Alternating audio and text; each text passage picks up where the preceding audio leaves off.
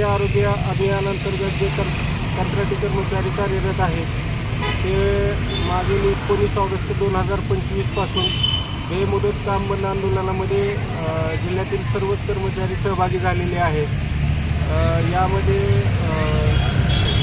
शासनाने कुठल्याही प्रकारच्या सकारात्मक पद्धतीनं आमच्या ज्या मागण्या होत्या त्याबाबत कुठलंही ठोस आश्वासन दिलेलं नाही। त्याच्यामुळं आज आंदोलनाचा 15वा दिवस असूनसुद्धा सर्व कर्मचारी जे आहेत तर ते बेमुदत काम बंद आंदोलनावर ठाम आहेत। या दरम्यान आम्हाला 7 दिवसामध्ये कारणे दाखवा नोटीस देऊन खुलासा सादर करण्याचं प्रशासनाने सांगितलं आहे। तरी देखील कर्मचारी आंदोलनावर ठामच आहेत। शासनाने लवकरात लवकर तोडगा या आंदोलनामध्ये काढून आमच्या मागण्या मान्य केल्यास आम्ही आरोग्यसेवा जी आहे तर ती पूर्ववत करण्यासाठी नक्कीच मदत करू असे या ठिकाणी सांगतो।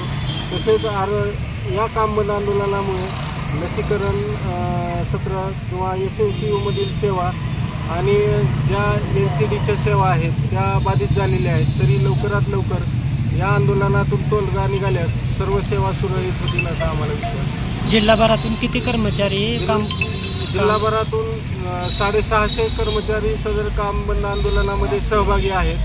परंतु कर्मचाऱ्यांच्या हिताच्या मागण्या त्याबाबत कुठलंही ठोस आश्वासन न मिळाल्यामुळं आजच्या 15व्या दिवशी देखील कर्मचारी काम बंद आंदोलनावर ठाम आहेत।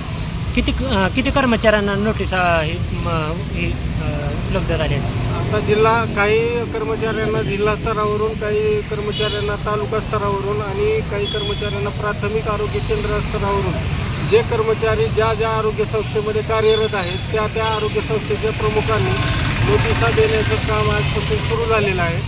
तर आज संध्याकाळपर्यंत आमच्या सर्व कर्मचाऱ्यांना नोटिसा बजावण्यात येणार आहेत। त्यानुसार आम्ही येत्या 7 दिवसामध्ये त्या नोटिसीच्या अनुषंगानं खुलासा देणार आहोत आणि आमच्या ज्या मागण्या आहेत त्या न्याय मागण्या आहेत असं खुलाशामध्ये सांगणार आहोत। नोटिसानंतर तुमची पुढील भूमिका काय असणार आहे?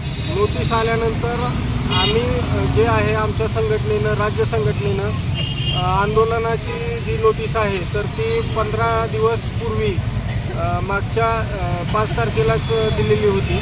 त्याच्यामुळं आमचा जो संप आहे तर तो कायदेशीर आहे आणि जे मागण्या काम बंद आंदोलनाच्या पूर्वी देखील हा संपावर तोडगा निघाला असता, परंतु काम बंद आंदोलन सुरू होऊन 15 दिवसानंतर ही तोडगा निघाला नसल्यामुळेच आम्ही काम बंद आंदोलनावर ठाम आहोत आणि आमच्या न्याय मागण्या लवकरात लवकर प्रशासनाने त्याच्यावर तोडगा काढावा अशी आम्ही विनंती करणार आहोत खुलाशाद्वारे आणि आम्ही तरी देखील कुणीही जॉईन होणार नाही।